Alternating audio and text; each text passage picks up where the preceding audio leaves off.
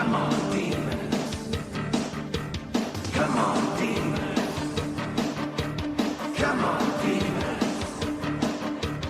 Come on, come on, come on, come on, demons.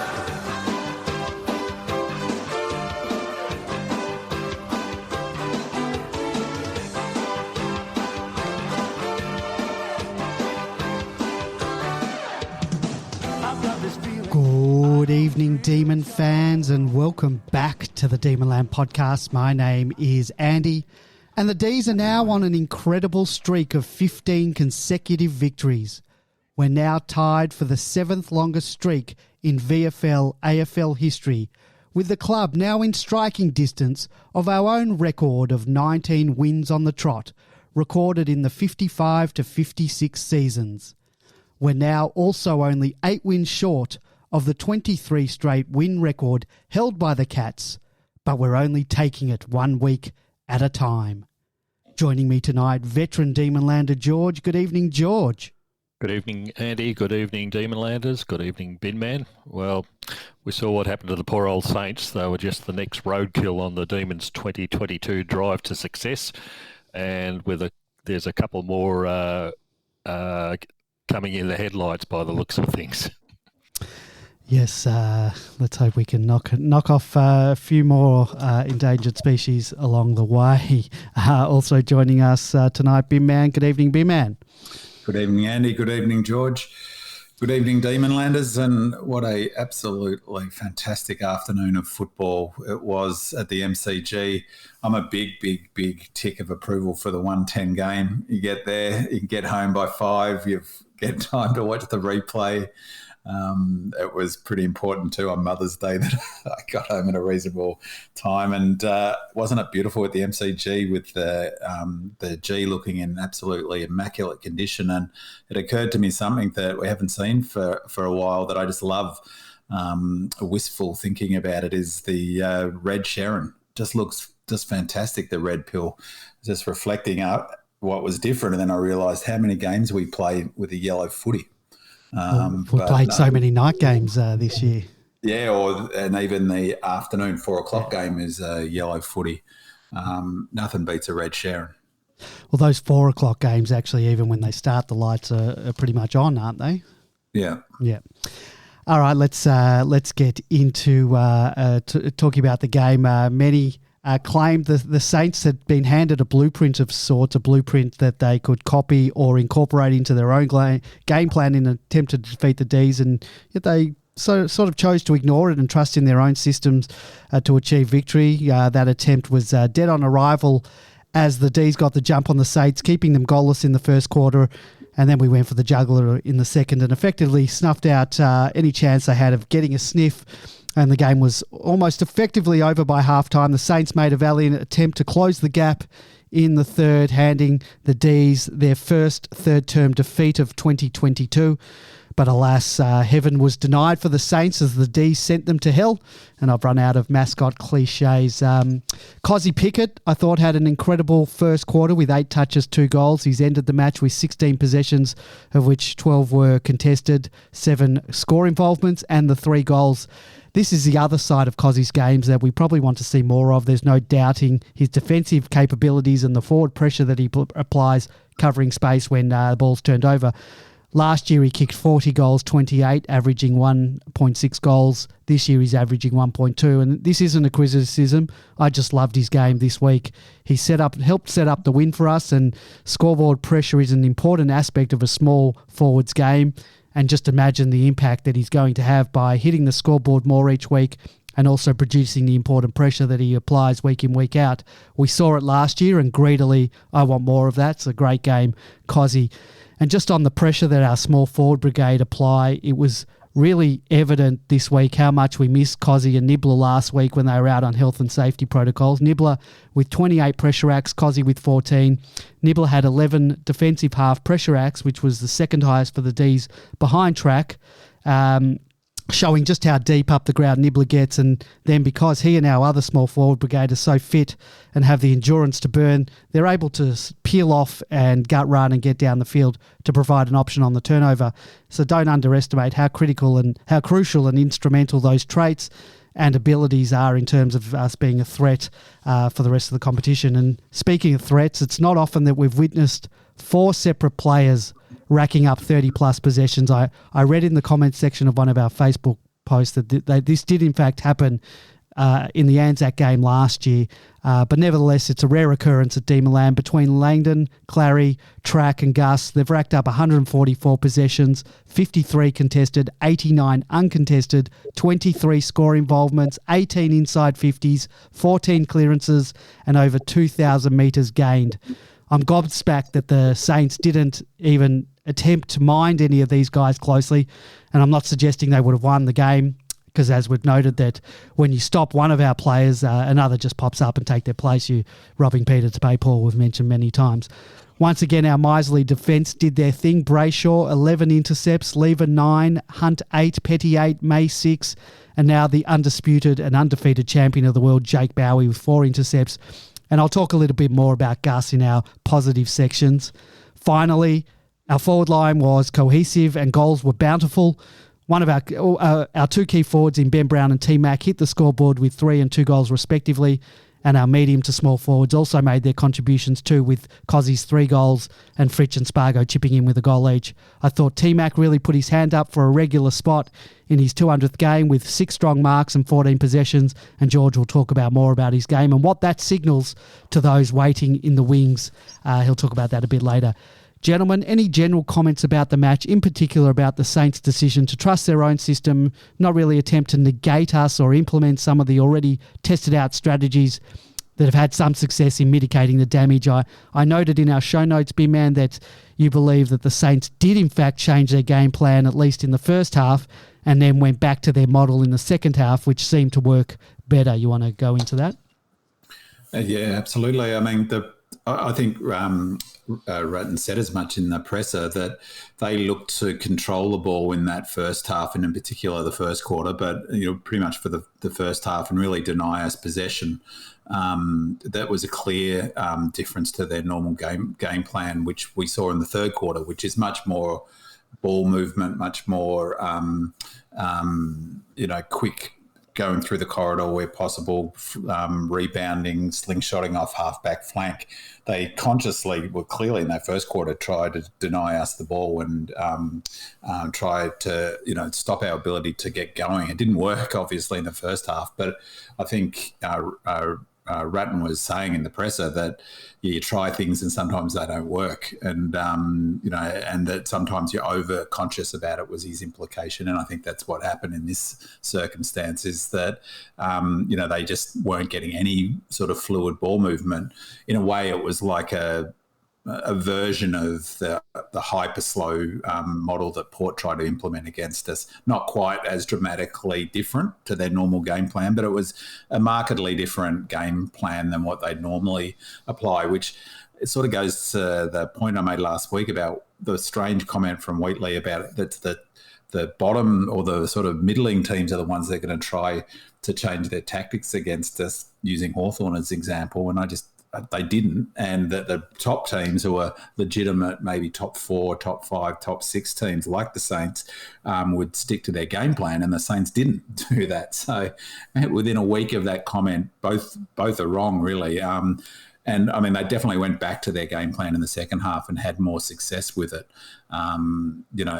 But it was definitely an approach that they took that was different to their normal ones. And as for putting in the strategies, I mean, I think that it's a bit oversold. We talked about it last week, but, sure, they could have gone to Langdon, but, they could have equally gone to Track, and now they're talking about May this year, and, they could have put someone on May, but, any of them would have been, strategies that they could have employed. But it's not like just because Hawthorn did it and Langer's got only 9 possessions with no context. So what? What does that matter? They didn't win that game.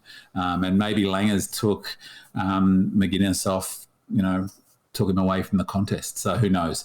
But yeah, it was definitely a bit different from the Saints. There's no question about that. I reckon if a team does try to man up Lingers again, we will do something in order to negate that. I think I have trust in our brains trust that they'll figure out a way sort of around that. But also they can manipulate. That's what Uzo was saying. That's what Track said. They can manipulate a tag, because that means that if they're going to go a hard tag, that Langers can take that player wherever on the park. So if they want to create more space at the contest, he can go 60 metres from the contest to create that space.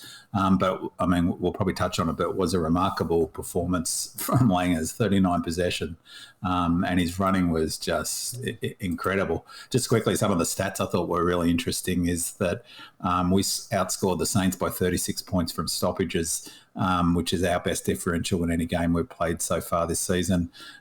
We booted 8 goals from a clearance, which is a season high for us. What was interesting, I thought, in terms of the tactics, and maybe this was pointing to what they were trying to achieve, but Saints outscored us by 5 points from intercepts, 41 to 36. And we've been outscoring opponents by nearly 30 points a game from intercept possessions from round 1 to 7. We're ranked 1 and now 2 on the back of this weekend. So that was curious. And I wasn't quite sure if I caught it or not, but Pickett had 12 contested possession, which is just nuts, really, isn't it? So I wasn't any thrilling to watch. Just the last comment about a general thing about the game was I said to my mate that I was sitting with just before it started, we'll get a real sense of how wound up this team is in the first 6 or 7 or first 4 or 5 minutes. And my gut feel was that we would do what we did to say to a top 4 contender, no, this is the benchmark, and we came out with an energy, and you could tell right from the get-go we were very switched on and ready to go. George? Just a comment for all the St Kilda supporters who aren't listening to this podcast. This is a reality of what you're facing today, and I think it comes back to the recruiting from both Melbourne and St Kilda over the last 3 to 4 years. If you look at the players that both sides have brought in, we've brought in May, Lever, Langdon and Ben Brown. Now 3 and arguably 4 of those are all-Australian quality, or actually are all-Australian quality. And then you look at what St Kilda's brought in over the same period. Brad Crouch, Zach Jones, Dan Hannabury, Mason Wood, Jack Higgins, Brad Hill, Dougal Howard, Dan Butler and Paddy Ryder. I'm afraid, fellas, there are no All-Australians in amongst that group.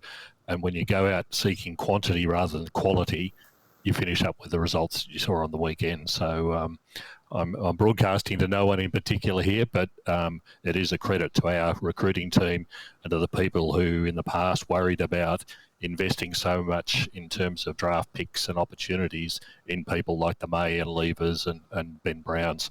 They've made a huge difference to our club. But the Saints are going to keep wallowing in this mediocrity with all these mediocre players that they've now got on their list. So credit where it's due for. I thought the Saints were fantastic on the weekend. Their pressure was just brilliant. I mean, but who knows what that pressure thingo is, but it was up around 200. And I'm not sure if you guys have watched the replay, but Buckley was in. He was salivating over the Ds, but he made the point about that pressure that we were still executing our game even under the most intense, almost prelim grand final type pressure, and they kept it up for the whole game. Their effort was fantastic, I thought, and it made for a great game to watch because they didn't shirk the issue from the beginning of the game to the end of the game, Saints. So I actually came away with a bit of a newfound respect for them, and I thought their effort, I take your point about their list, George, but I thought their effort was just first class. And, I think they'll go, they'll certainly make the 8 and they'll push for the top 4, I think. We have a caller on the line, and I know who it is. It's time. Good evening. How are you? Very well, gents. Nice to speak to you and nice to listen. Pleasure to have you on. So I had a question that I wanted to pose to you guys and to people generally, and that is, it's just been amazing to listen to almost everybody in the press universally saying that we're the number one benchmark team now, and it's a given that we're in another realm all on our own. And it's so easy to start to take that for granted and to start to think only about this season being about getting to back-to-back and not appreciating what's going on week by week. And, I was just looking back last season, my belief really started to turn when we beat the Bulldogs, which was already round 11. So it's not even a year. And then we beat Brisbane, and I really got on board on my grand final guarantee at that point. And then round 13, we had that horrendous loss to Collingwood. And, we're not even a year in. And we've had this glory last year, but I think you start to take for granted the things that we were hoping to see last year and which weren't there yet, and which we began to see by the end of the year in buckets.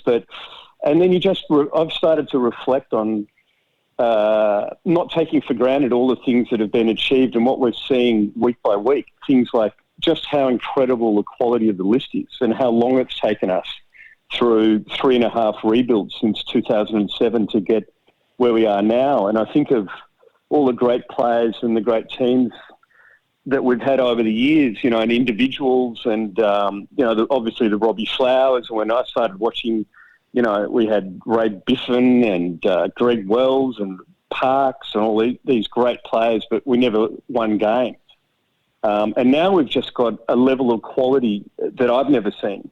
The list they've assembled at this point is just incredible, and it's just almost easy to start to forget that. And just the effort, I think the base thing you want to see, I don't know about you guys, but, that I really want to see each week is know that you're going to see a real effort as an absolute baseline. And we've moved so far beyond that now that you almost take it for granted and the effort in the first quarter of that game by Melbourne, the pressure that we brought, it was like a grand final. It was just incredible, I thought. And, the game plan now, they switched their game plan and we had to adjust to it. And we used to all debate, do we have a plan B? Does Goodwin have a plan B?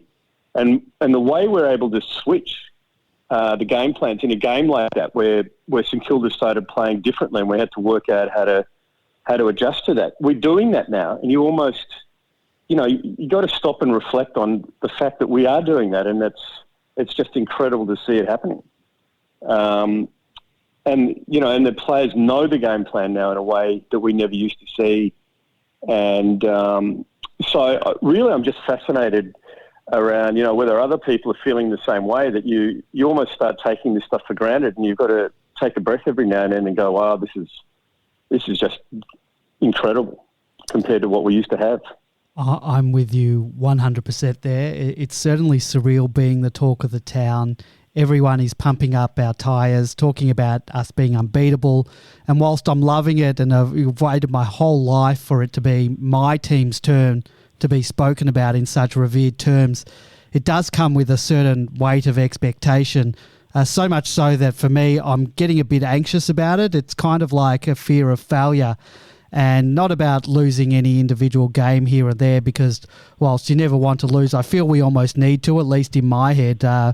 But there's nothing more than I would like to do than go through the entire year undefeated. How good would it be? Imagine a clean sheet season, 25-0, would be the only team in the history to achieve such a feat. There'd be songs sung about us. We'd be gods living amongst men in the football world. But then the veil of negativity comes rolling black, like a black cloud on a lake. It so slowly envelops and whispers, those bleak thoughts in my brain about going through a season undefeated only to lose the grand final. But I won't let my MFCSS creep back in. This is our time. We've got to enjoy the ride. And as you say, it's time. Don't take it for granted. And I also agree with you in regards to our list. I do trust this group of players. We have an abundance of A-graders like none of us who grew up in the 70s, 80s, 90s and beyond have ever witnessed in this side. It's a great time to be a Demon fan. I look forward to our matches this year against contenders like Freo and Brisbane to really get a true sense of where we and they are at before I dare to dream of back-to-back.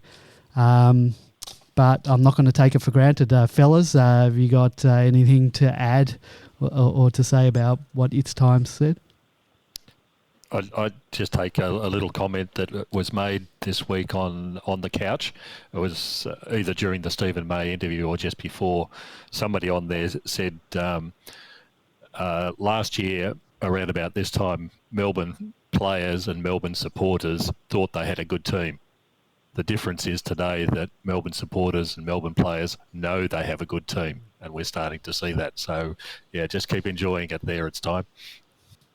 Yeah, I had a moment at the game on when it was the game Sunday that partly our effort, but also our skills at the beginning of the game and the way Cozzy kicked that first goal and just our general play. And there was some just unbelievable bits of skill in the back line where we got ourselves out of pressure, out of trouble. And there was 5 or 6 occasions when I thought I was just stunned at how good we were. Like it was a moment of going, right, that's a pretty elite level of, individual play there. But it's most exciting when they link up and they've got each other's backs. And I think for me, a bit of the challenge I've found, to be honest, is not so much taking it for granted. It's more that a game like the weekend was great because I thought it was a terrific game. And as I said, I thought the Saints did a great job in terms of the pressure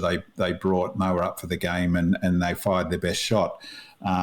For me, it's a bit, there's going to be a lot of games this season, like the 2 coming up, where it's really about getting through and you're hoping for no injuries and it's banking the points. And that's an unusual feeling for me because even last year when we were on such an incredible roll, it's sort of, how many games did we win last home and away season? Was it 20? 18 and 4 and 1. So even last year, it seems to really think back. Say again. Sorry, It's Time. No, I think we lost 4, so I think we won 18. Yeah, so even last year it was incredible, but each win was didn't matter whether it was a bottom team we're beating. I mean, it doesn't matter this year, but it's more, recalibrating the thinking about what success looks like and the importance of banking those 4 points, which is why I thought it was such an important win last week against Hawthorn because,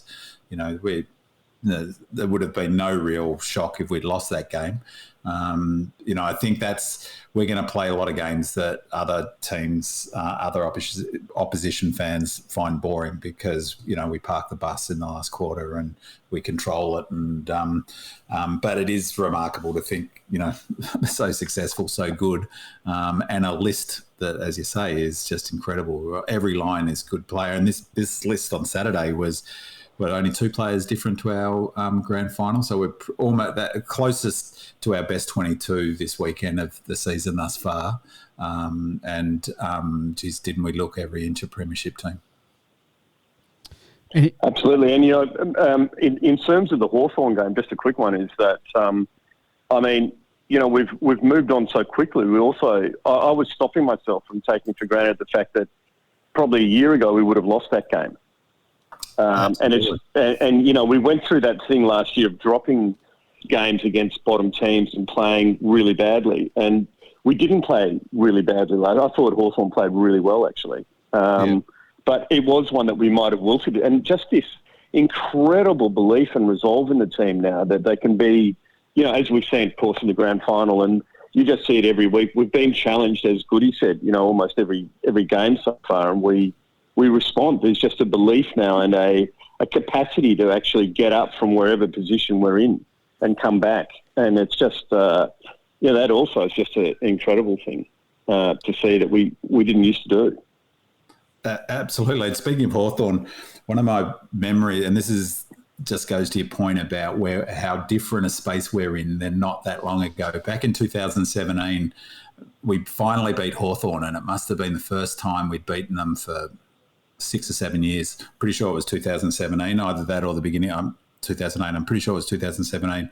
And I was pretty vocal up the top of the Ponsford, and there was a Hawthorn fan in front of me who was also pretty vocal, and he got into me at the end of the game about the fact that was the first time we'd beaten them in ages, but that they'll be making finals and we won't be, and so that was our grand final, and that was 5 years ago. We've won a grand final since, and it's changed completely. And knock them out of a final too. And knock them out of the final. I thought of that fella in 2018 when we thrashed them the very next year. Anything else? It's time. Well, the only other thing I wanted to ask was, what do we all think? What are we going to accept? I mean, while we're talking about taking things for granted, one of the things that we've got to be careful, I think, not to take for granted is that we're going to win back-to-back this year.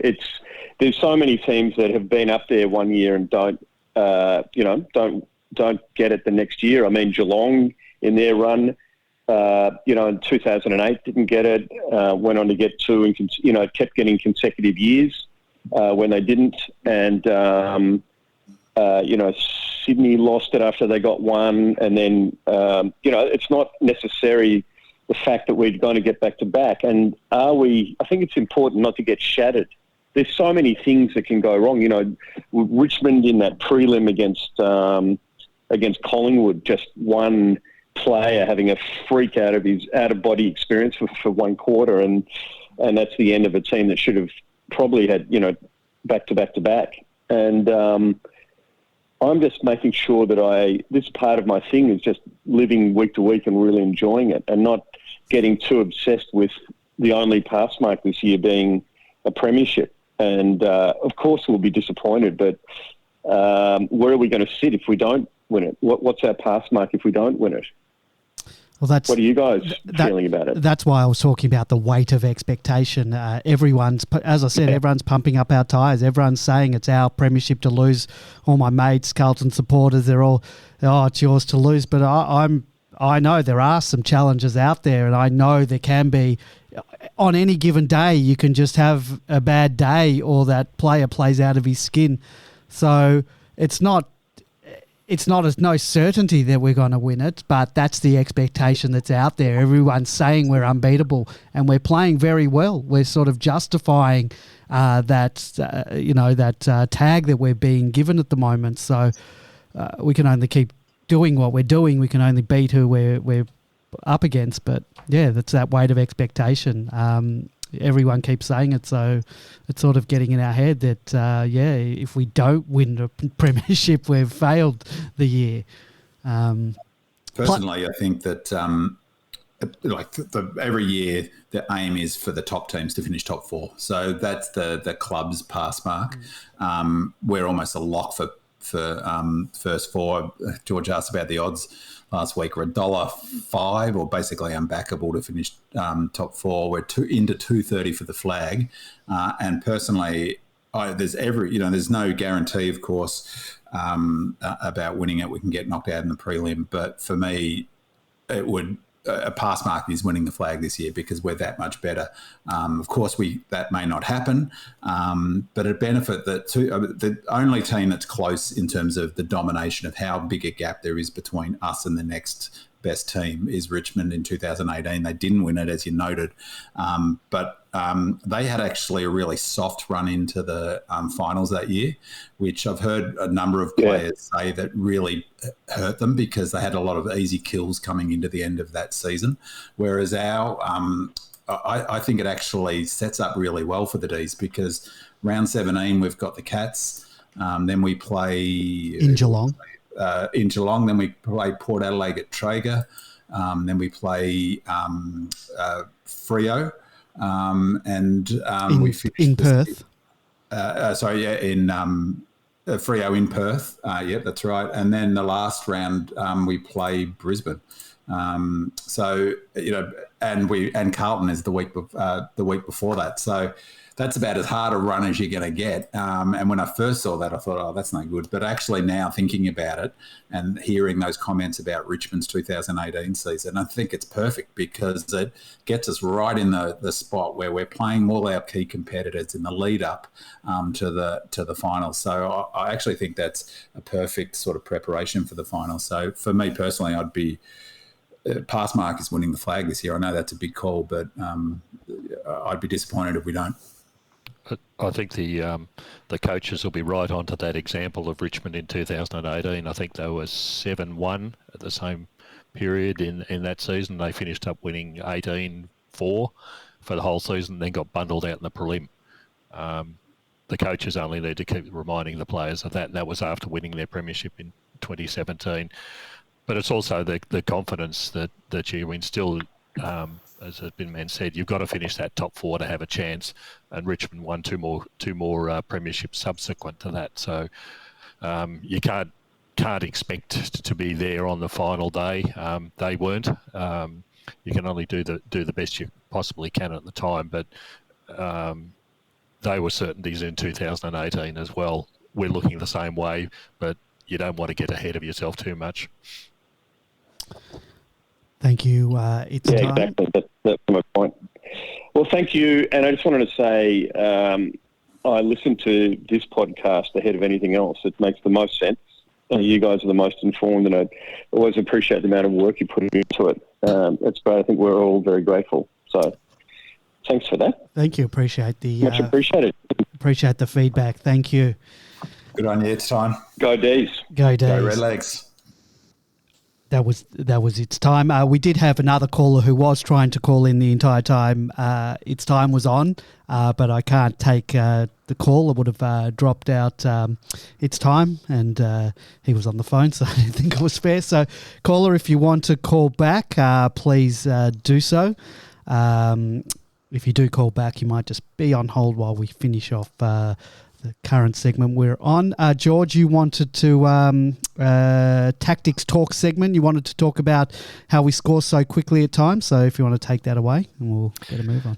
Yeah, this is something that's become a hallmark of the Melbourne Footy Club in certainly the last 12 months, maybe a little bit longer. Our ability to score really quickly and really put a team away in a very short period of time. We saw no better example of that than in the grand final last year, where in that third quarter burst from the midpoint to the end, completely and utterly destroyed the opposition, and the Premiership Cup was ours at the end of the third quarter.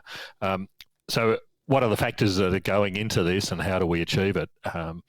There's a couple of things that I think are important, and not one of them is a factor on their own, but combined, I think it makes for a really frightening situation for other teams. Firstly, is the fitness.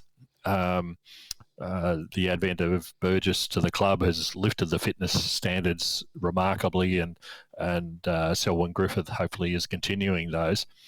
And what that means is that, as Simon Goodwin has said in one of his interviews, that it's the ability for us, firstly, to be able to defend for long periods of time.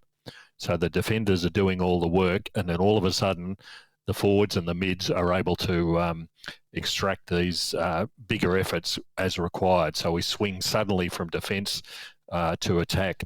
We've seen this in the third quarters, particularly.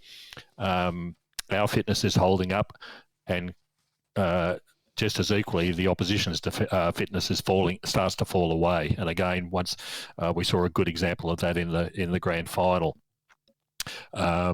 If you have a chance, please go and have a look at the Sounding the Siren documentary. Sound the alarm. Sounding the alarm, sorry. Yes, correct. You're sounding the alarm. And you'll see in that third quarter, Simon addresses the four guys on the bench who aren't the movers and shakers at that time. Here we go, boys. There was a point where he knew that the defenders had done their job, we'd held them out, and now we were going to go on the attack. So that's the first thing. The second thing is, and people underestimate this, is the kicking efficiency, and I think this has been a hallmark of the arrival of Mark Williams to the club. We all know what Hawthorn were like in the 80s, 90s, and beyond, and certainly in the 2000s as well. They had brilliant kicks across all the lines. Their ability to deliver the ball. The other important thing is that when you're fitter, you're less fatigued and you're more likely to hit the targets. But you've got to have those skills there in the first place. So bringing on someone like Mark Williams means that when we're actually on the hunt, we make less mistakes. That's been a big factor in combination with the fitness levels. The other one that, again, if you have a good look at the sounding the alarm, is the timing of our attacks when we do this. You'll suddenly see the Petrarca, Oliver, Viney combination going into the middle, usually with Gawn, but in the grand final we saw it with Jackson, is that suddenly the opposition are tired, Melbourne players have come off the bench, rested, and they just hit them hard. And all of a sudden, 3 or 4 goals go very quickly and the opposition don't know what to do, and all they can do is, like in the grand final, Bontempelli was off for the first 2 of those, I think. They've got to throw them back on because things have suddenly got away very, very quickly. It's because our players have been rested, they're ready to go, so the timing of rotations is critical to when we actually start this attacking period. And if you can combine the 2 situations where the opposition are tired and we're not, and then we bring on our best players to even back it up even further, that's what you see, these just amazing runs of goals on our behalf. So the other thing is that's working in our favour is the 6-6-6 rule when we've got such a dominant midfield like we have at the moment. When you've got the Petrarcas and Olivers and Gawns and Vineys and Jackson sitting in the middle and it's being reset, there is a very good chance, as we've seen again in that grand final example, you've got the best players in there who will get the ball and get it out to a forward line that hasn't been loaded with defenders, and you create further opportunities. So there's probably 4 factors running in here. So once again, I'd invite people to go and have a look at the sound the alarm, see who's sitting on the bench when Goodwin makes his call that we're about to go. Have a look at who goes into the centre square, have a look at who comes off the field for the opposition, and you'll see that there is a very good element of planning that's going into this. So for the opposition, I think they need to be very, very worried, as people are starting to report on quite commonly these days. Sorry, I was just taking a drink right as you finished. Big man, you want to add anything to that? Just really briefly, I mean, that's I'm not sure if you heard the show when you were on holidays, George, because that was the query I asked about around how do we do that? How do we trigger that burst? Because that was my reflection on that show, was that it's only become apparent to me in the course of the last season and a half is that in fact it's putting on quick bursts of goals, and you hear it now, like, we've got gears, surge, blitz, all of those things is a fundamental part of our game plan. It's not a random event that we're suddenly good at scoring goals in bursts, because every game it happens. It happened even in that game down at Casey. Remember, we watched the North Melbourne practice game, Andy, with how predictable it was that we were going to score 3 quick goals in that end of that first quarter. As you say, George, you hold the opposition. It's like an arm wrestle, and then once their arms start shaking, you slam it down. And so, what I'm curious, I think that's really interesting insight about who's on the bench. So I'll definitely look for that, George. The other things that sort of I have no evidence of, but I wonder whether in that period when they decide it's time to go.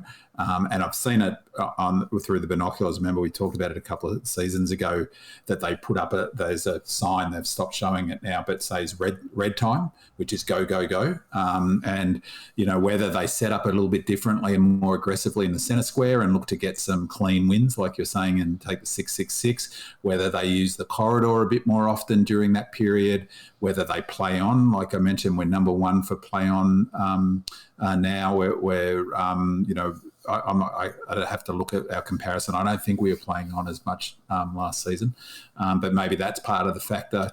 But it's 100% a fundamental part of our game plan. It's a bit like push and pull, because we get that 3 goals margin and then go back. And again, in the sort of that stuff around the grand final, Oliver mentioned that May was getting furious, saying, stop now. And then him and Track looked at each other and laughed and said, no, we're going to keep going, which to me tells me that they have the ability to turn that on to an extent and then turn it off to an extent, which is really incredible, because that like how do they do that on field and make that decision? And I think it's a really interesting point you make, George, about the timing as well, because it almost always is in the third quarter. That's when we surge. That's when we seem to put it on. And I wonder whether, definitely the fitness is an advantage.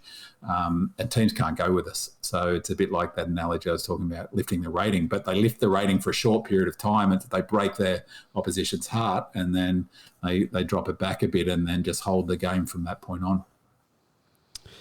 Every week we take a look at some positives and some improvements that we want. This week, another shout out to our courageous man himself, Angus Brayshaw.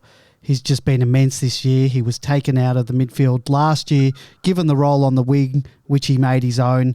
And this year with Salem going down, he was asked to step up and take another important role in defence. And his performances there have been exemplary. There is currently a thread on Demonland, and George will be talking about this a little bit later on, and that is what role does Gus take when Salem returns, which, as we've just found out, is more likely to be before the bye. So stay tuned for that discussion shortly, because it's going to be an interesting thing to talk about in terms of what does Gus's role become when Salem comes in, and what is Salem's role. George, you wanted to talk about the milestone man, Tom McDonald, and what this means for those waiting in the wings. Well, we saw Tommy Mack come back this week for his 200th game, which was a great achievement for him.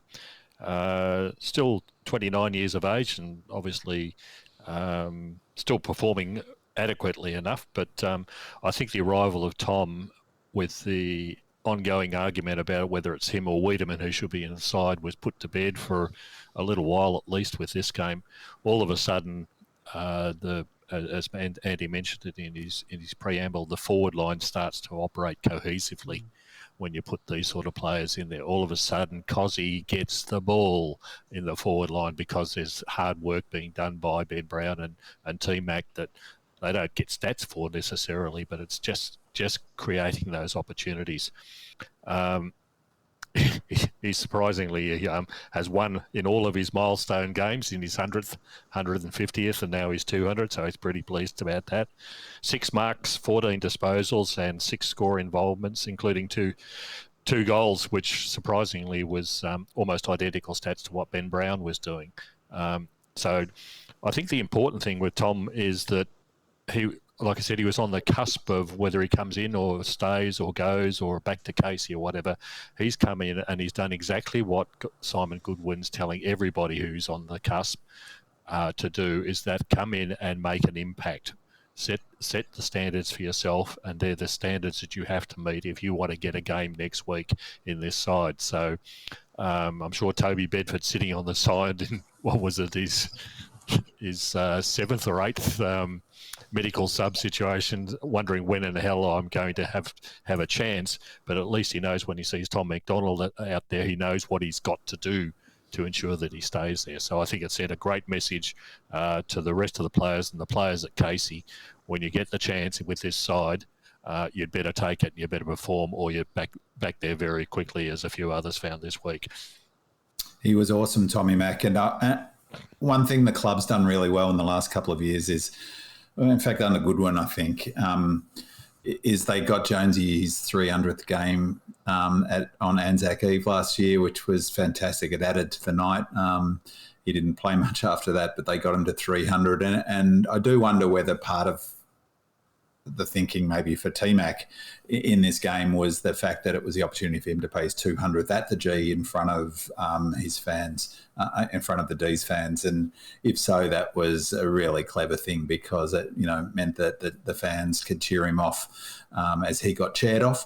But didn't he look great in that first half? So I was lamenting last week about him having lost a yard of pace, and he looked back to his best. As I said, he's never going to be the quickest player, and he dropped off a little bit in the second half. I had to laugh at one point. He did a brilliant bit of play on the far, the the far side. It's like the commentary, the opposite side of the commentary side, but the opposite side to the Langdon wing.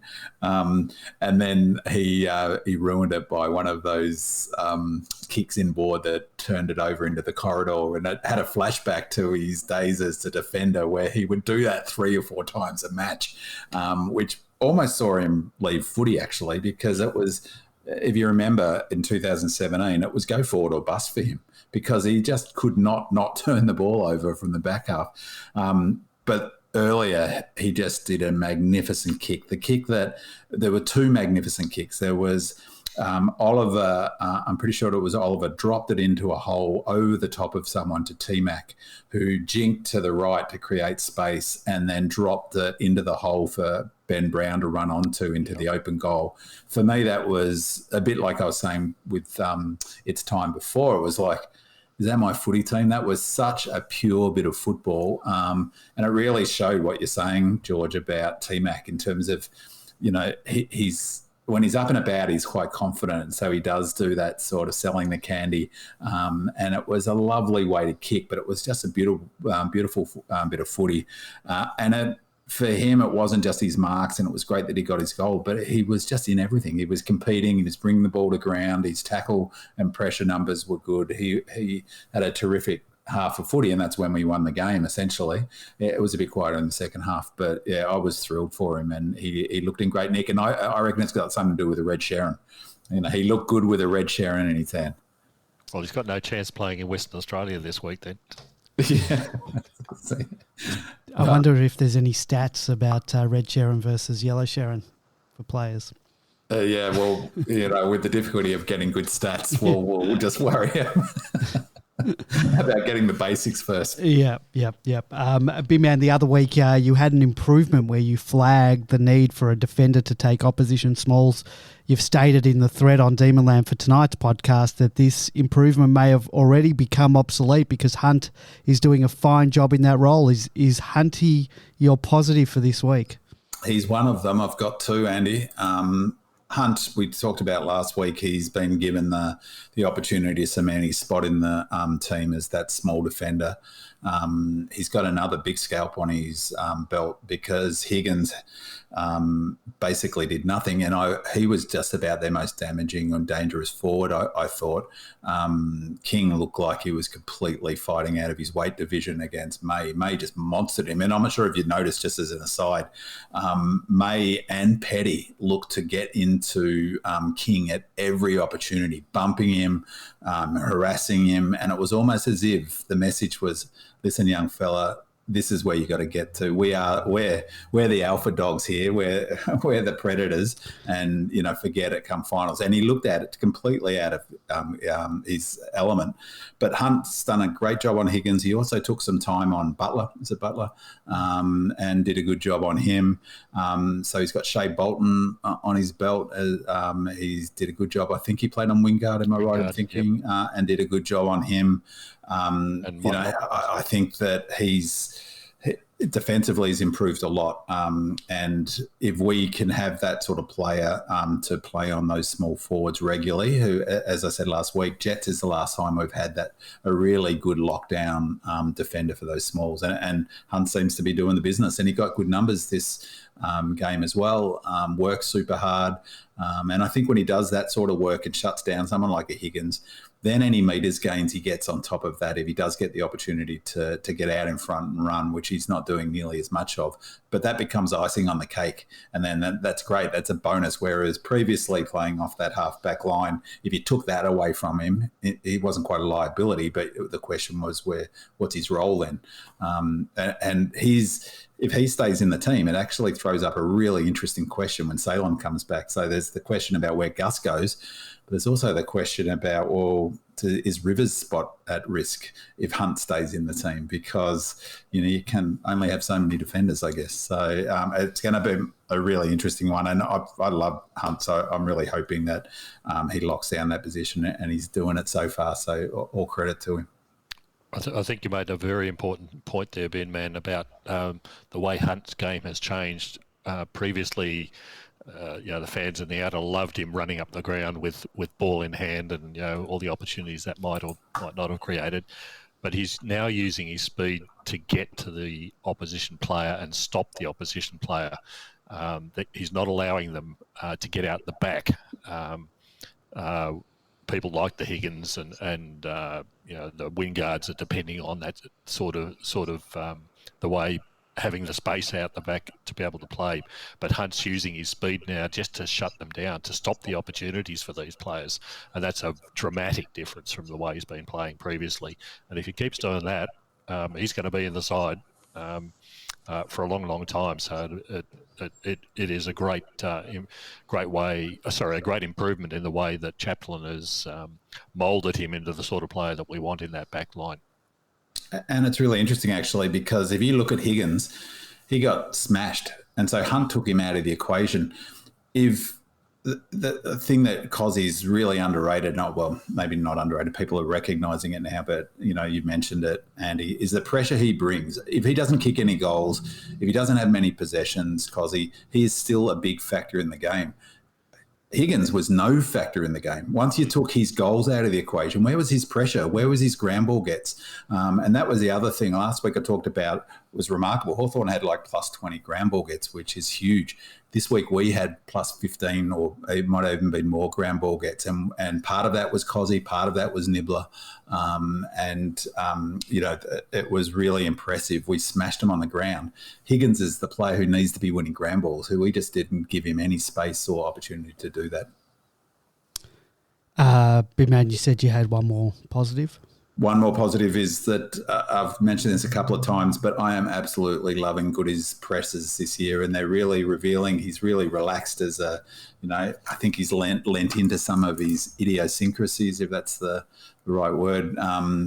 He seems much more comfortable. But if you listen, you don't even have to worry about the subtext. You've just got to hear what he says. And just from this last presser, as an example, just some of the things that he mentioned that I think are really not revealing, but they just speak to what Melbourne's trying to do and what he's trying to do as a coach.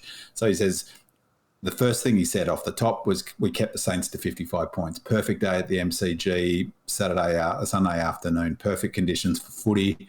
That's what they want to do. Scoring will take care of itself. They will adapt to whatever. It's time talked about this, about how two different modes of playing. They played slow in the first half. It came out and moved the ball quicker in the second half. Goody's response to that question was, they'll adapt to whatever the opposition bring to us, which means that sometimes you get those seemingly sort of strange statistical things, like, for instance, the Saints getting more intercept scores than we did, which is incredible. That's the only time that's happened this season. But we smashed them in stoppages, which we haven't done. We also smashed them in centre clearances. Front half defence was in line with back half, he says. And I reckon that's critical because he's flagging that a weakness or an area of improvement was our front half pressure. He put it on the forwards to improve in that. And so he made a point of saying the front half defence was in line with the back half. Learn from it. He talked about continuing to learn. Every game's a learning opportunity. That was in response to the question about other teams are throwing things at us, like Langdon being tagged or May, and his response was that every time anyone does anything like that, it's an opportunity to learn from it. He talked about Langers, and this one was the most revealing. He was asked about the difference between 39 possessions this week for Langers composed to 9 last week. And, wasn't that much, fantastic for Langers after a down week. The previous week was the implication. And he visibly bristled at that. And his answer after he after a pause was that he may have been down in possessions last week, but he was certainly not down in our estimation because he played his role. We don't look at possessions, he said. We don't look at possessions as any metric. We look at whether the players fulfill their role. And for me, that's really, really important because it goes to Goody's philosophy. So forget looking at the numbers, forget looking at possessions. It's whether they play the role. I mean, the challenge for us as fans is we don't quite know what the role is week in, week out. But I think after all of this time under Goody, we can work it out. That he talked about the high performance culture at the D's, and that it's all about the performance. And that was that was in reference to the question would be resting players. And his answer was no, basically. He didn't say that straight out, but no, because we trust our high performance. We're a winning culture. We don't change things. And he said the final one, and he's, any number of other things as well. The final thing was in response to the same question was, no, we set up the same way every week. We train the same way every week. We train at high intensity. All our preparation's the same, and it's not going to change this week. So yeah, I'm loving his presses. Each week there's a gem, and there was heaps of them this week. So it's good to see someone really on top of his game. Interesting, he only signed a 2-year contract. Maybe he's waiting for that soft cap to change, and if so, good on him. Well, maybe I'll just quickly talk about that now. Were you surprised it was only 2 years, George? No. I've mentioned on the Demon Lands and a couple of the threads in these matters. The CBA hasn't been finalised, so the players don't know how much money's in the pot, and that's why people like Jackson and Brayshaw haven't signed. If you're a player manager, you'd be really remiss to put pen to paper at this point until that becomes a little bit clearer. And the same applies for the soft cap. The AFL haven't told us, or the clubs more importantly, what the soft cap is. So what's it going to be in 2 years or 3 years? Well, if you're in the coach's position, well, look, let's sign on for the next 2 years. I think also that from reading between the lines, that Goody may not have accepted as much money as he possibly could have, especially being a premiership coach, and that sends a message to the playing group as well. Well, I don't think that's reading between the lines. Gary Pert actually stated that in that. I don't know if you saw that video. And I got the impression that that might have been directed directly towards two players who are yet to sign. Well, not unexpectedly, but the reality is they don't know what the soft cap's going to be. So you might as well sign on for 2 years. And quite honestly, look, both the CBA and the soft cap, there's not going to be a great increase, if any increase at all, because the AFL haven't signed the new broadcast agreement. They've got, one of the newspaper reports said they owed the players $55 million from the last 2 years. The money's not there. The debt levels are up, so I wouldn't expect to see a dramatic increase, if any increase, in both CBA and the soft cap. So sign on, get it put out of the way. You can always make contracts for reviews in subsequent years without putting numbers on it, but not unexpected at all. And George, I was just wondering, I know you love the sort of financial aspect of the club and the management of that aspect of it. It's been impressive, hasn't it, how they've handled the contract renegotiations and the locking away of the contracts and the way they've messaged about that. And what's your sense of that?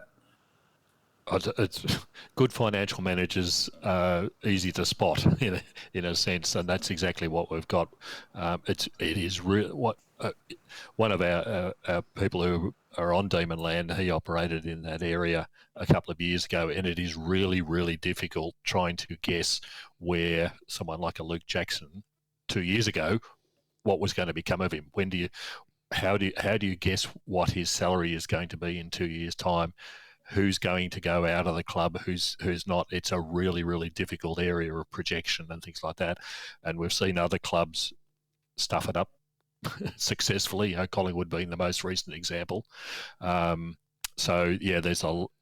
when you see players signing on, and more importantly, being able to retain your quality players, as we know, you need those quality players to be able to be successful in this competition. When you see those players staying on and accepting probably less terms than what would be available in the open market, then you know things are being done properly at the club, that we can keep those players. So, very impressed with what they've been doing in recent times. All right, let's move on. I don't really have an improvement per se. It's more of a gripe. You might think I'm being a bit petty, griping about the umpiring in a match where we've had 7 more free kicks than the opposition. But once again, it's a stat that isn't counted, and that's the free kicks not paid. And my gripe this week is the protection that the St Kilda forwards were getting. I don't have the stats handy for how many free kicks they had in their forward 50 or the amount of goals from frees. And that's not really the essence of my gripe. But I take umbrage in that same protection not being afforded to Max Gawn in marking contests around the ground. I pointed out in a thread on Demonland that Max would have had an extra five free kicks, and Binman, you took exception with the amount that I posited, proposing that he should have had an extra 15 free kicks. And I know that you were exaggerating, but I guess you're on the same page as me in terms of the lack of protection that some players get in marking contests around the ground. And in our particular instance, it's Max. And for example, to say what the St Kilda forwards were getting in this game. And I know that our forwards don't usually get that same protection, probably with the exception of last week when Ben Brown was looked after against the Hawks. But I just thought Max was constantly getting clipped, and then it goes down to St Kilda forwards and barely touched, and free kicks galore. There was one against King that he got, or the one to King, I think it was against Petty. Yeah. It was just a horror. Like, it was just a horrible free kick right in front of goal. I was sitting on the Trident's spot on the wing directly above the bench. So I could see down and see the clock. They didn't have, they've changed it, so I couldn't see their instructions to the players, but you can see the timing clock to work out where you are in the game. And for a long time, Maxi was getting treated for neck stuff. He was really actually in a fair bit of bother. Jackson took a remarkably high number of hit-outs, and we lost the hit-outs in this game, and that was sort of basically because Max wasn't rucking. But it was interesting, actually, because it probably just gave Jackson an indication that he's got a bit to go in his ruck craft. I really rate Ryder and Marshall. They're both really good ruckmen. In particular, Marshall's got big upside, and so they matched us in that area. But he was getting clobbered again, and he was really, like, physio was working on his neck for a good 6 or 7 minutes when he was on the bench. So he was clearly in some discomfort. And he played a bit like that, Max. I thought he had a reasonable game, but he dropped a lot of marks that he otherwise clunked. Didn't quite look on. In fact, even though we played super great, I thought we were clumsy, weren't we? And we didn't, we missed some opportunities. But I actually think it infuriates me because, the head's either sacrosanct or it isn't. You can't have one. You can't have one rule for Max and another rule for other players, and players get rubbed out for head knocks, which I'm fully on board with. Well, then protect him. He gets whacked 3, 4, 5 times a game. To be honest, it hasn't been as bad this season as it was last season, but he was clobbered a few times this game, and was feeling it. So, hopefully he doesn't get a concussion one day because someone smashes him in the back of the head. And if that happens, again, it's like seemingly one rule for Max, one rule for others, because you get commentators, ex-footballers lauding that sort of, make 'em earn it type comment. I really think the AFL should look after Max, and otherwise, you don't want to lose a player of his thing for concussion or whatever. When we talk about making improvements to this team, you only have to look in the next few weeks to realise that we'll be getting back one of our most skillful halfbacks in the league. We found out today that in the next 1 to 2 weeks, Salem's going to be, I think he's almost very soon back to training, and within the next 2 or 3 weeks, we'll be back in the team. So how do you find a spot for a premiership defender of the calibre of Christian Salem when his replacement has been doing an almost flawless job in his absence? And I'm not suggesting that Salem won't get back in the team, because he's going to be one of the first players picked once he is ready. So what does our backline setup look like? And who comes out of this team to make way for him? George, I'm talking to you because this is your point. The reason I made this point was because I couldn't find anything else that needed improvement. Yeah, well, but I figured that Salem coming back into the side, like you said, as a premiership player, and his brilliant kicking and brilliant read of the play and his intercepts, you're not going to leave him out. So how do you improve the side when you've got this sort of player in? And quite honestly, I don't know what they're going to do. In a way, you sort of hope that somebody's going to get an injury of some sort to be able to find a slot for him. You can't. Bowie's playing absolutely magnificently and out of his skin. We wouldn't want to stop his sequence of wins in any case. Hunt's filled the other side magnificently. Brayshaw's slotted into that wing, going back towards the half-back flank role just as brilliantly, and probably has created a new role for himself that wasn't evident before Salem going out, where he's playing a sole winger's role. But it's quite remarkable that we're in this position of just a simple, simply once again, an all-Australian quality player. How do you fit him back into the side? So I don't know the answer, quite frankly. Theoretically, it's an improvement, but how do you improve on 100% when you're going at 100%? Because you've got players like JJ Rivers, Rivers, who I think has been. I don't know if his knee injury earlier on in the season has had an effect. At times, I think maybe he's struggling a bit. Then he does a few nice things, but it's not sort of in droppable territory. But yeah, and poor old Toby Bedford will get pushed out even further. Yeah. I think that Salem's got to come back to the halfback flank. He's an all-Australian halfback flanker, and Gus will go back to the wing, where that leaves JJ. He'll probably just go fill another hole somewhere, or someone will get bounced out, and it might be Rivers. Depends. Who knows with injuries or where that might sit, but.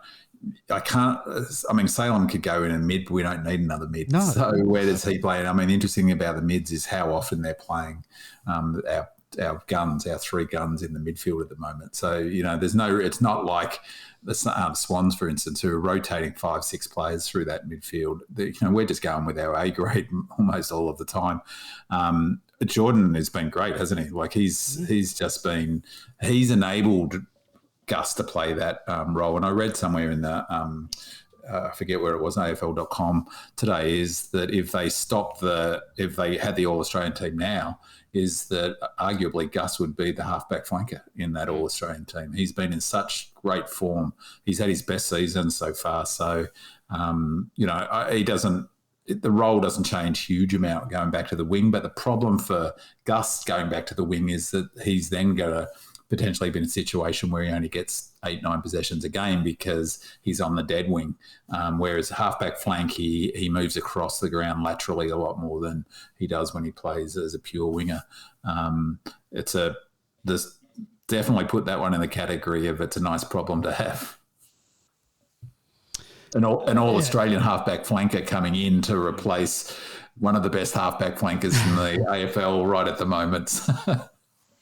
And they're sort of the role that Brayshaw's created is definitely different to the role that Salem sort of plays. That's true. A lot more intercept marks, a lot more going back. And I think the other part of that is Gus is playing much deeper than Salem did. Yep. Really, Bowie's playing that higher halfback flank. But the last part of last year, both Bowie and Salem were playing almost the exact same role higher up.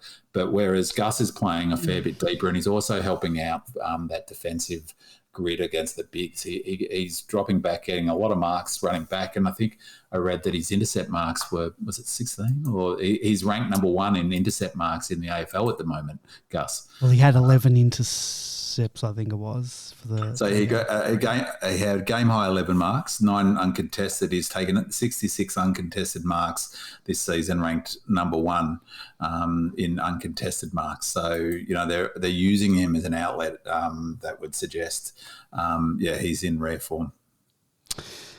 Big man, you flagged forward half pressure as an improvement. Do you have any more to say on that? It was a weakness, actually. It was an area for improvements, that's true. But they improved it on the weekend. So it was a week, a lag between last week and this week. But I just wanted to acknowledge that they'd really improved on it. It was clearly, as I said in Goody's presser, it was something they were focused on. If you hear if you listen to T-Mac's interview after the game in the rooms after the game, he's asked about that, and he talked about an area we can improve is our forward pressure, and he clearly counted himself in that. But our numbers were great in that area. Some of that was the number that our pressure number had dropped from 1 at the same time last season to 14th. That was the one that Joey Mantegna had put up as is Melbourne gettable. One of that was the stats. Our pressure across the board had dropped off, but probably where it most dropped off is in the forward line. They resolved that this week when they really needed to against another finals contender. So it's a bit of a watch in space. So they've got to keep, that forward half pressure is fundamental to our game. So, it's great to have Cozzy back, but I think everyone lifted and heard that message about the forward half pressure needs to get back to where it needs to be. Let's move on to Casey.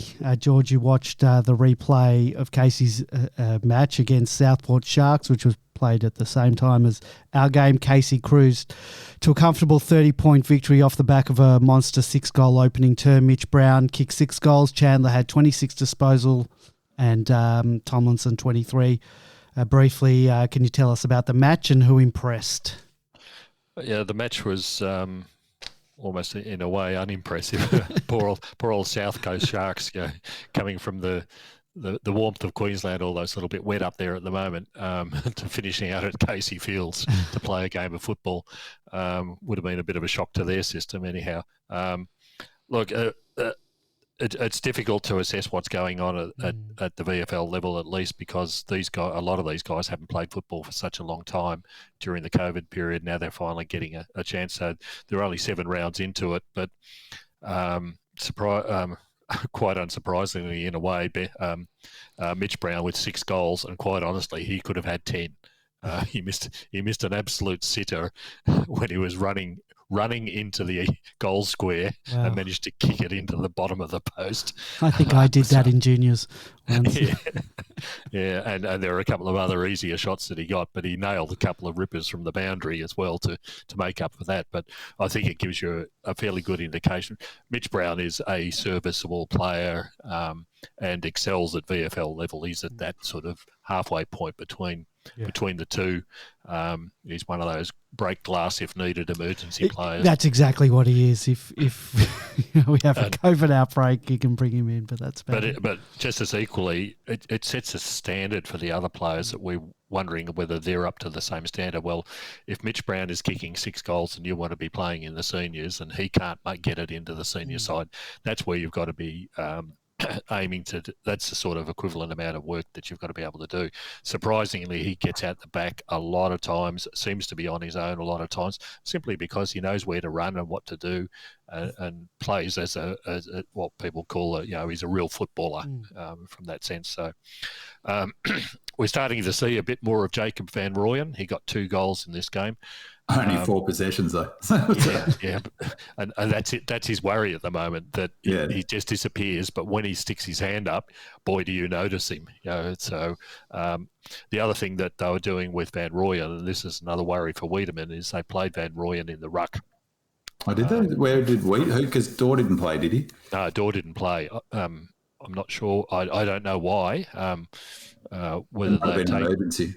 Yeah, except he wasn't on the emergency list, so I don't know what was going on there. But Dorr wasn't playing, so they primarily played Wiedemann basically in the first half. Van Rooyen did a lot of work in the ruck in the third and fourth quarter, which is pretty surprising, given that was only his 7th game ever with the club. So it's a big ask for a guy who's 18 or 19 or something to be playing ruck.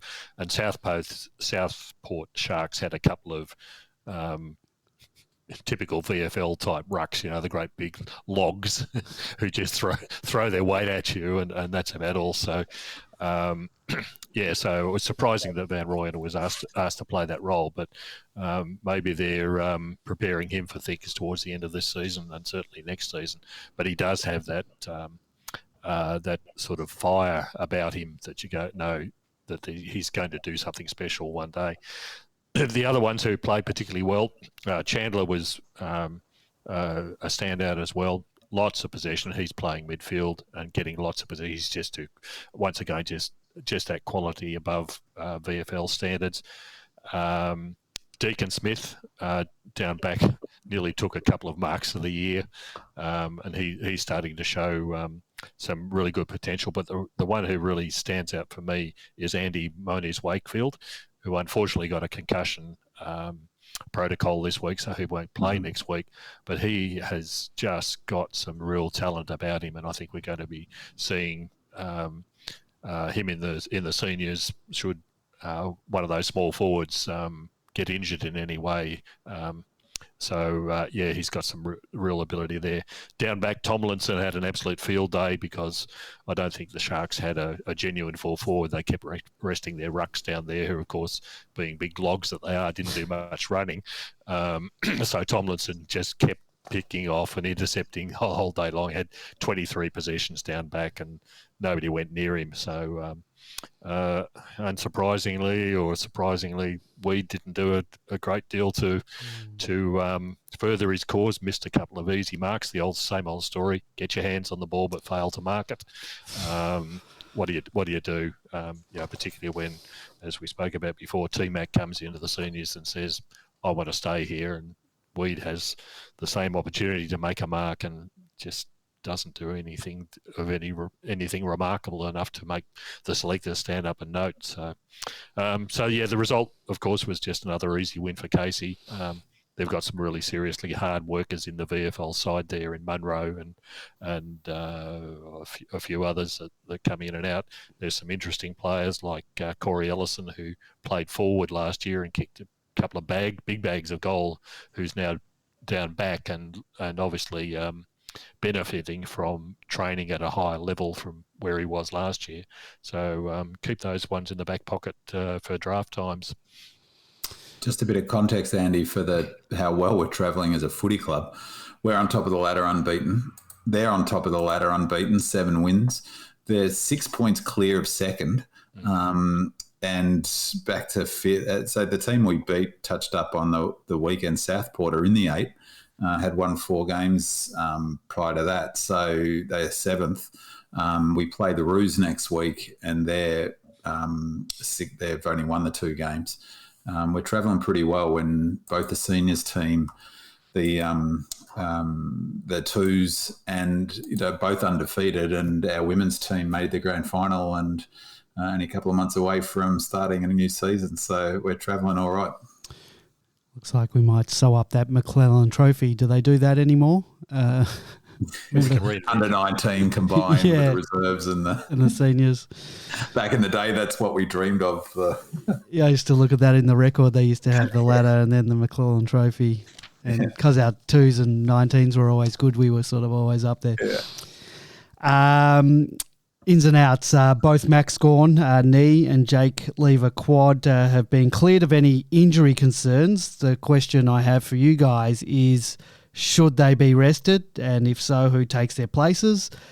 We know that Goody doesn't do that, but if there is some type of injury cloud, I think this is the week maybe to it. Personally, I would rest Max. It's a long season. Give him a break, rest the knee. Back in for the Roos in a fortnight. I guess with Lever, it depends on the severity. Obviously, he's available to play, so it comes down to risk factor, and I trust the club to make the right decision there. If they don't play, I would make the straight swaps of Wiedemann in for Gawn to take that relief rucking role as the second ruck, like he did the other week, but this time for Jackson, and I guess Tomlinson to come in to cover for Lever. We know Goody doesn't make changes willy-nilly, and I know that he likes to keep the substitute consistent, but with Casey playing at the same time as the Ds last week, Bedford didn't get a run, so the only other change I might consider is swapping Bedford and Chandler just to get game time into Bedford playing at Casey this week. Your thoughts, gentlemen? I'll start with you, B-Man. Look, again, we just got to listen to Goody. High performance team. One word is resilience. That's been their mantra now ever since Burgess came to the club. they don't rest players. Yeah, that's So in terms of resting, but I'm talking about when a player's got a slight niggle of an injury that they've been cleared of damage. He's been cleared of structural damage, but he's still got the knock. So yeah, you're looking for a semantic window there. He's either injured or he's not injured. I mean, Rivers has looked like he's played injured I think all so. season. Lever looks like he's proppy. They're still playing him. There was talk about against Hawthorn that he looked injured. No question about bringing him back. They're not going to toy with anything. They're going to do what they did last season. If he's injured and needs a rest, then maybe. But remember when we talked about resting, I was thinking they should rest the players coming up to the bye, and they never did. And the obvious one, if you remember, was resting Gawn for the Adelaide game last year, because it was on the back of a 5-day break. He'd had a pretty bad knock the previous week. Remember he had a problem with his neck, or there was an injury that was a pretty significant sort of concern for that point. And he was in no doubt that he was going to play, and I was amazed that he did play, because from memory it was an even worse sort of knock or condition than he's got now. I can't see them making any changes, to be honest. So if there's an injury there, they'll exactly like Goody said, they look after their players. They take no risks with their players. But if it's just a niggle, sore, or then they'll play through it. It's the Melbourne way. I don't. Yeah, sorry. No, you go ahead. Yeah, I don't think we would rest Max Gawn simply because he's the captain of the club and he has been the standard setter. So he has to be have one leg amputated, I suspect, before he'd not appear this week. It's a flesh wound. It's merely a flesh wound. Yeah. So I don't think they'd certainly Max, as Binman just said, the performance team and the medical team will determine whether Lever's available or not. We just have to wait till the weekend to see that. Once again, we've got options that will slot in there very, very easily. Certainly in terms of Tomlinson, especially after his performance last week in the VFL. The one I'm keeping an eye on though is Jack Viney. He had 18 possessions this week and only had 6 kicks. To me, he seems like he doesn't want to kick the ball. Remember last year he had problems with the feet, but once again he's getting through the games, maybe under some sort of duress. But just keep an eye on that space. I suspect he might be carrying something in the same way that Rivers is obviously carrying something with his knee. But it's the medical team we have to depend on, and we'll find out on Thursday or Friday who's in there. If Max does go out for whatever reason, I really, really hope they bring Majak Dor in, not Weed, because your ruckman goes out. You don't replace your ruckman with a part-timer. You replace him with a fella who's toiled away for now a season and a bit, and we obviously didn't play many games last year for Casey, who deserves a crack at playing senior footy, I reckon, and he's the ruckman at Casey. So, that whole model of having your Casey mirror the Demon system and structure is that in case of, you need a player coming in, you get the player who's played that role. And, if Maxi doesn't play, I'd really, really love to see Majak play. And if Maxi, for instance, does travel to Perth and, he's a bit injured for the game the following against North, it would be really nice bit of symmetry if Majak Dor came in for that game to play against his old club and, he left there on good terms, I think. So, it'd be nice sort of a nice thing, I think, if he does get to play, particularly if, he gets to play against the Roos. I think that's really important. If we're going to replace a ruck, you replace him with a ruck, not a part-timer. And Weed's not a great ruck at the best of times. He's short compared to what ruckmen are these days in the first place. But as rucking's a collision sport effectively in the middle. Now, the fortunate thing this week is that both Natanui and I think his name's Williams are both out. Their second string has done a hamstring, of course. So the last 2 games they've had a 21-year-old defender filling in the role in ruck. So there's not going to be much in the way of competition, but it is the perfect opportunity to play someone like Majak Dor. he will be able to overpower someone like that, I think, quite successfully. What's the point of bringing in a Weed who's a second stringer to try and do the role, and we can't expect Jackson to be taking the full load of the ruck for the same reasons. He's young, hasn't got the body yet, so use Magic Door while we've got him there. If the glass needs to be broken, if needs be, but I don't think it'll be broken in the first case because I think Max will play.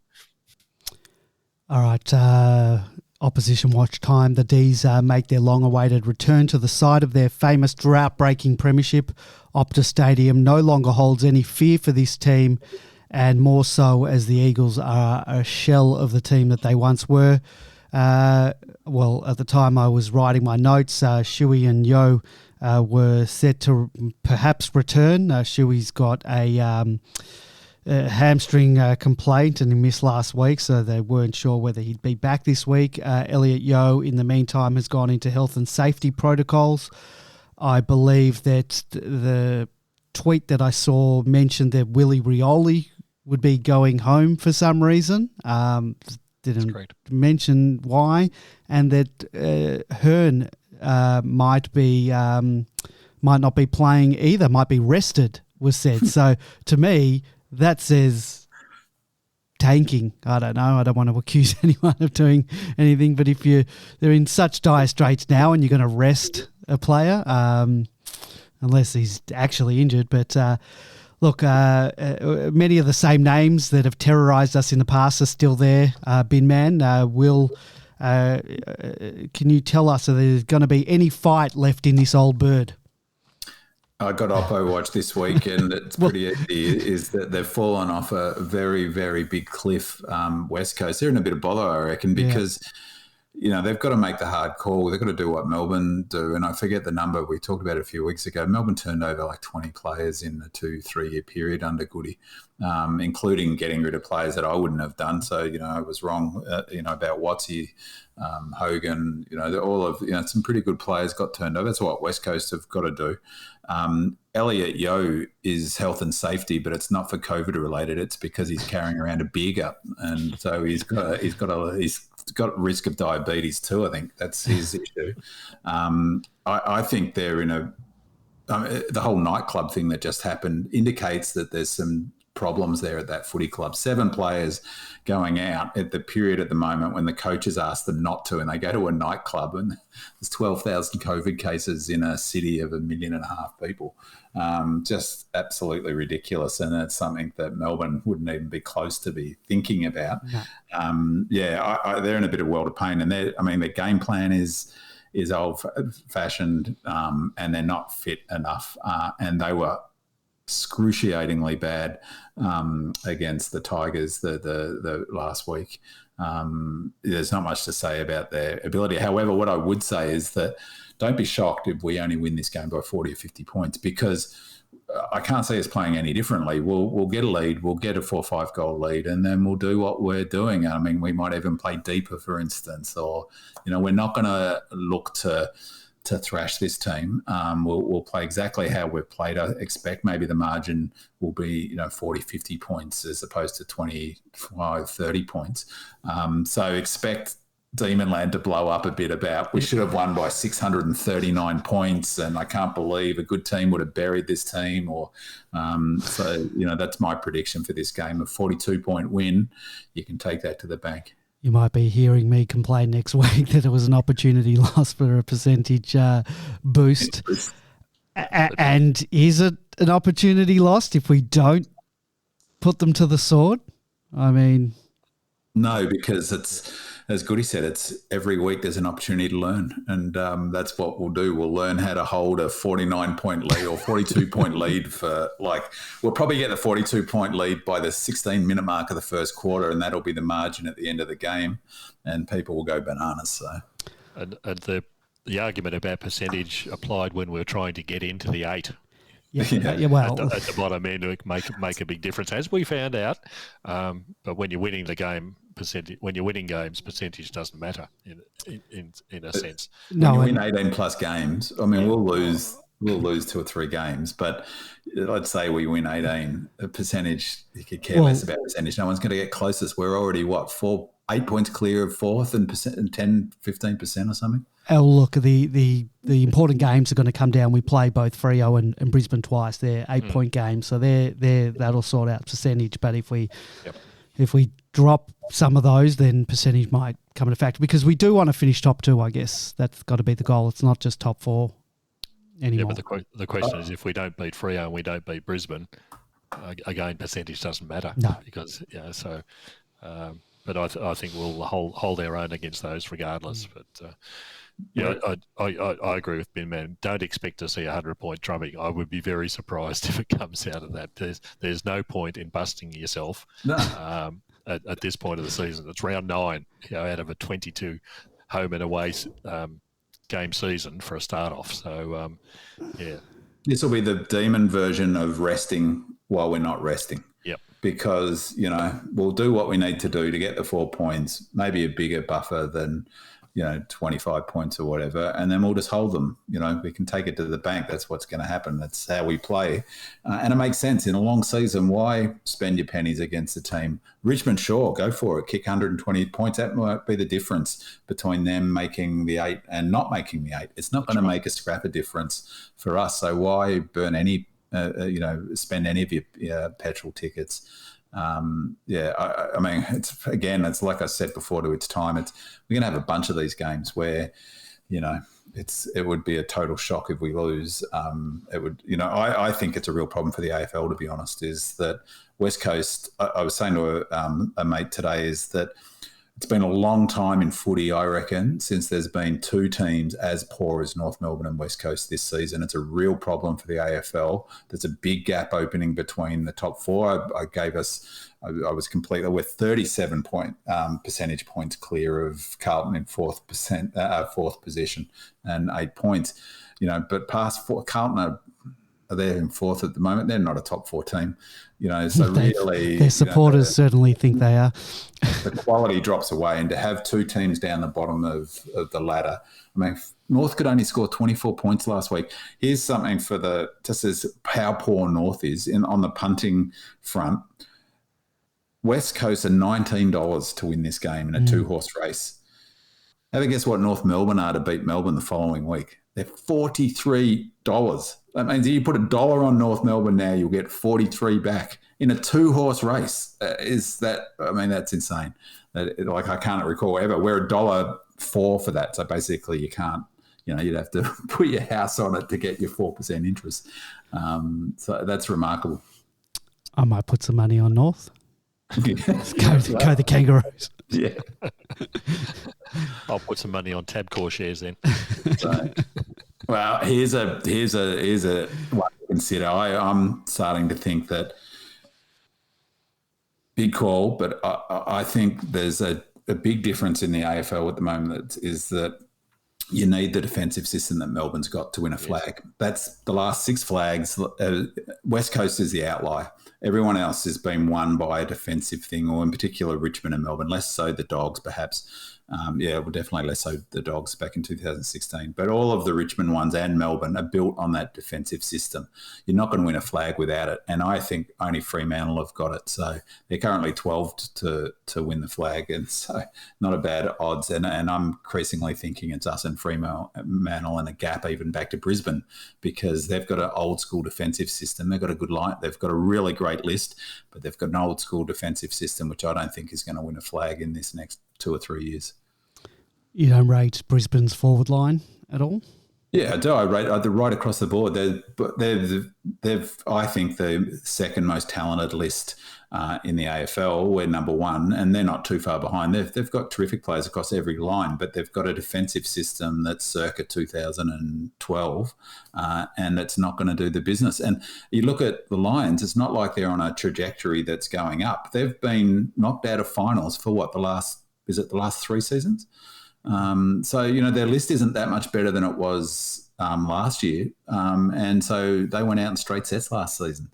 3 sets, was it? They got beaten by us, and they get beat the next week. Yeah. So, history would say that they haven't got the team I think they haven't got the system to go all the way. They've got the players. But, yeah, definitely rate their forward line. I was just looking up the North Melbourne odds, and on the TAB, it's $17 North Melbourne, $1 Take the 43s. All right, boys. I think we'll end the show there. Thank you, George. Thank you, B-Man. Thank you to It's Time. And thank you for listening. We'll be back to do it all again next week. Go Demons. Go Red Leggers.